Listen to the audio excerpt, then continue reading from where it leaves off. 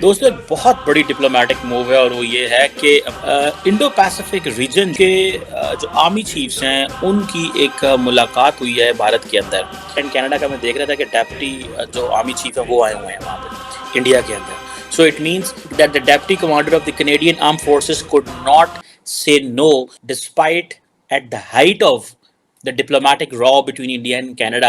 अपने हमसाया ममालिक को डरा के रखना ये भारत की सरिश्त में शामिल है। आपने बोला कि भारत नेबर्स कंट्री को डरा के रखता है, कौन से ऐसे नेबर कंट्री हैं भाई ये इंडिया के जो स्टेप्स है उससे कहीं ना कहीं कनाडा को औकात दिखाई जा रही है। तो हमने भी इसकी जो औकात है और इसका कितने पानी में है वो हमने नाप लिया। आगे आगे देखिए रोहित भाई, अभी तो गेम इसने शुरू करी है। मोदी जी मास्टर हैं चीजों में, चिंता नहीं करो आप।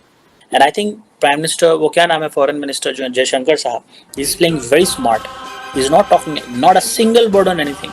पाकिस्तान में जो खुशियां मनाई जा रही हैं, जो वो अब्दुल्ला शादी में अब्दुल्ला बेगाना की सिचुएशन है कि लड़ाई हो गई भैया, तो वो क्या होगा। तो जस्टिन ट्रूडो अब मलाई मिक्स वाली स्ट्रेटजी अपना रहा है। उसका जो डिफेंस मिनिस्टर है उसका नाम है बिल ब्लेयर, और इसने बोला है कि ये जो सिचुएशन है निज्जर वाली थोड़ा सा चैलेंजिंग जरूर है, लेकिन फिर भी भारत के साथ जो हमारा रिश्ता है वो बड़ा इंपॉर्टेंट है।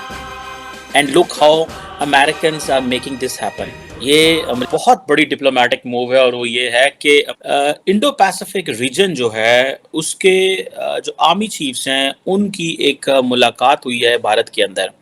बेसिकली जो सेंट्रल पॉइंट है वो यही है कि जी free and stable Indo Pacific. बहुत सारे लोगों को नहीं पता होता इंडो पैसिफिक क्या चीज़ है। ये basically Indian ocean and Pacific ocean है। इसमें एक फ्रेंच डेफिनेशन ये है कि from the horn of Africa, यानी कि अफ्रीका से लेके जहाँ अफ्रीका शुरू होता है and it goes till the Pacific. बीच में जितने भी ममालिक आते हैं, न्यूजीलैंड, ऑस्ट्रेलिया, सारे का सारा एशिया पैसिफिक, उसके बाद South East Asia, South Korea, North Korea, इधर आएंगे तो ये सारे India and all these regions. So ये बहुत इंपॉर्टेंट डेवलपमेंट है, इसके बहुत सारे लेसन हैं। पहला लेसन तो ये है, एंड कनाडा का मैं देख रहा था कि डेप्यूटी जो आर्मी चीफ है वो आए हुए हैं वहाँ पे इंडिया के अंदर। So it means this is so much important that the deputy commander of the Canadian Armed Forces could not say no despite at the height of the diplomatic row between India and Canada। ये development हुई है। And look how Americans are making this happen। ये America के बगैर मुमकिन नहीं है। और दूसरी बात इसमें ये है कि जारी बात है इंडिया का एक अपना एक प्रॉपर डिप्लोमेटिक क्लाउड है जिसको आप ज़रा भी इग्नोर नहीं कर सकते। अब आप ये इमेजिन करें कि इस खित्ते में इंडिया के अलावा कौन है जो अमेरिका के इंटरेस्ट को आगे लेके चल सकता है। क्या जापान कर सकता है? उसकी वो कैपेसिटी नहीं है। ऑस्ट्रेलिया कर सकता है, that is too far away. Bangladesh कर सकता है, that is too controversial for the Americans. Pakistan, it is too much aligned with China. Sri Lanka, fighting for its survival.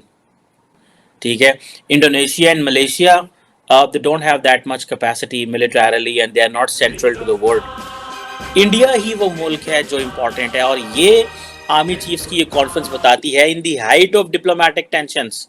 और क्या है कि Indian army chief General Manoj Pande और chief of the staff of the US army General Randy George 13वीं Indo Pacific army chief conference के ऊपर जो है वो बात कर रहे हैं। और मैं तो इसको एक बड़े पैमाने पे देख रहा हूँ कि आप इमेजिन करें कि कनाडा पे क्या बीत रही हो, क्योंकि कनाडा एक तरफ अमेरिका का इम्पोर्टेंट इत्तेहादी, और साथ ही साथ आप देखें कि कनाडा की सारी जो एक लगाया है इंडिया के ऊपर चार्जेस लगाए हैं। मैं तो समझता हूँ कि अमेरिकन ने इस कॉन्फ्रेंस को मज़ीद कामयाब करवा के फिर कनाडा को भी एक पैगाम दे दिया।